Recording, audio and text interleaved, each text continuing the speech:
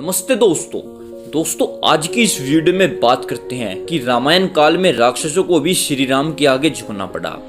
जो भाई कहते हैं कि राक्षसों में बहुत बल होता है, ना ही वे किसी के आगे झुकते हैं क्योंकि वो मांस का सेवन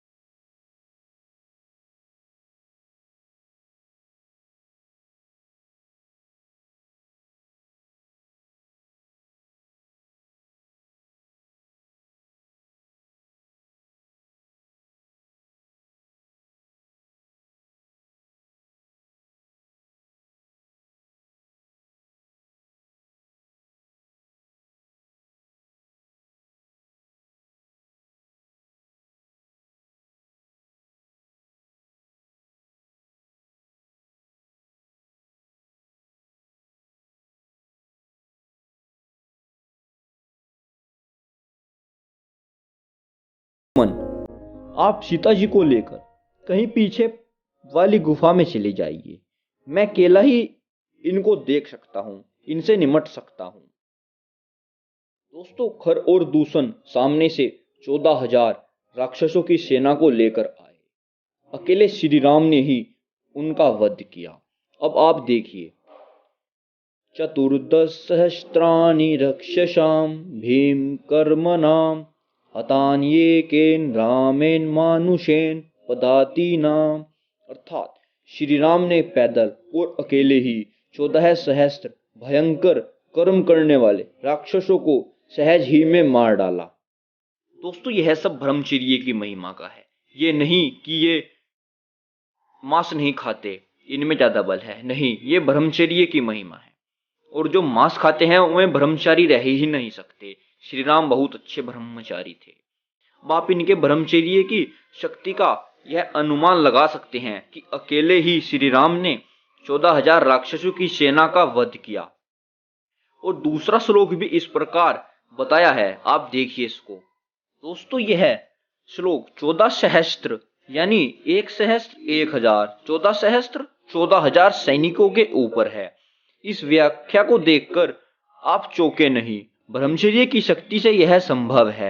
और वेद में लिखा है, कहा है, यदा बंधनन दाक्ष्यना हिरण्यम सतानिकाय सुमन अश्यमानः तते बंधनाम मयूषे वर्चसे बलाय दीर्घायुत्वाय शतशारदाय।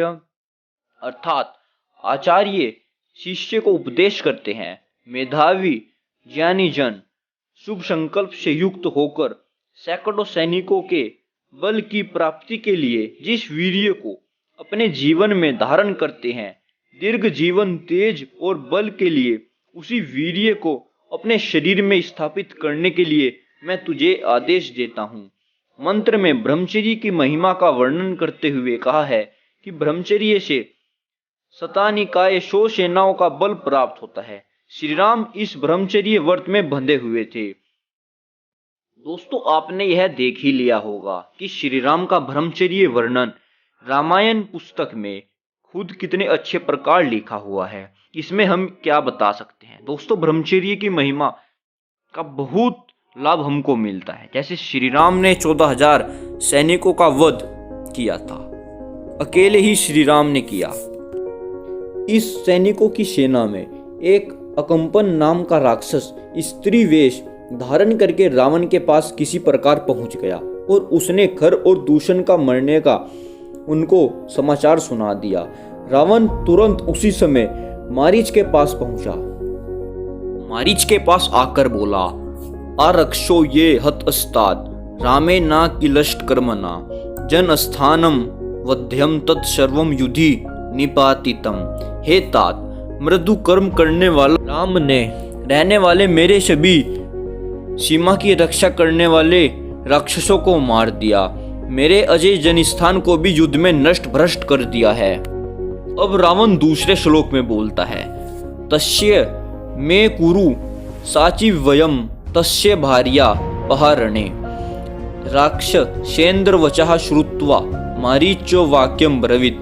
अब मैं श्री राम की धर्मपत्नी सीता का अपहरण करूंगा, इस कार्य में आप मेरी सहायता करेंगे।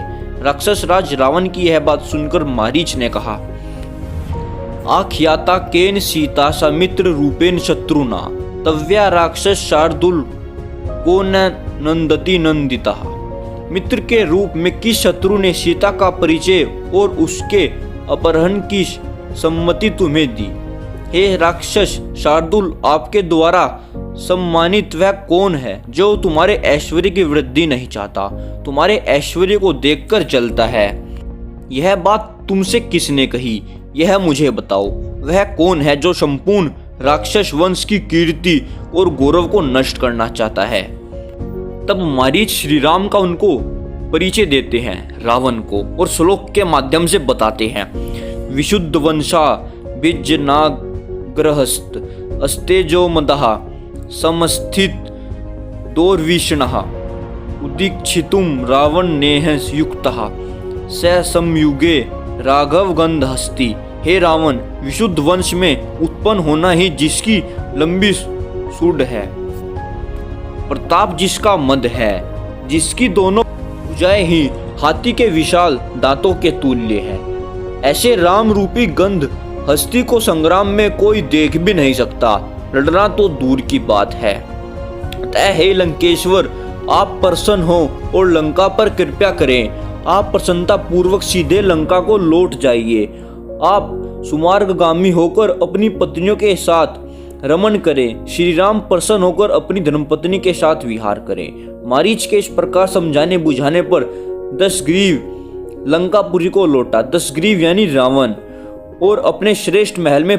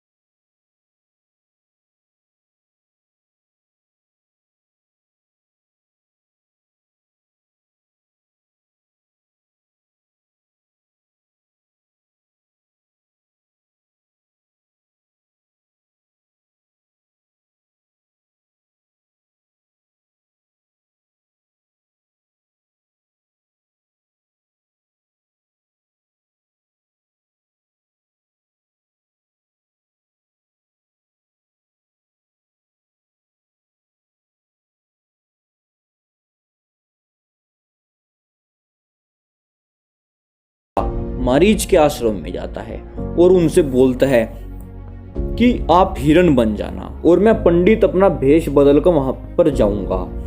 और ऐसे ऐसे उनको सारी नीति बता दी। फिर मारीच उनको रावण को हितोपदेश देते हैं, यानी उनकी रक्षा करने के लिए बताते हैं और बोलते हैं, हे राजन, संसार में निरंतर प्रिय बोलने वाले लोग सदा सुलभ हैं, परंतु कहने में अप्रिय किंतु वास्तव में हितकारी वचनों के कहने और सुनने वाले लोग संसार में दुर्लभ हैं।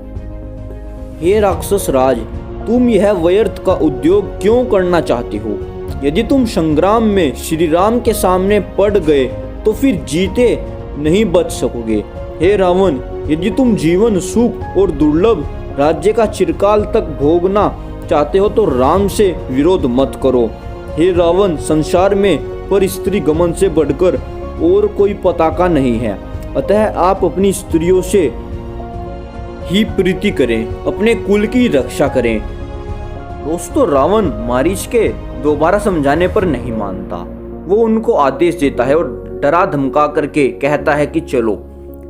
रावण अपनी चाल रचा करके सीता को हर के चला जाता है।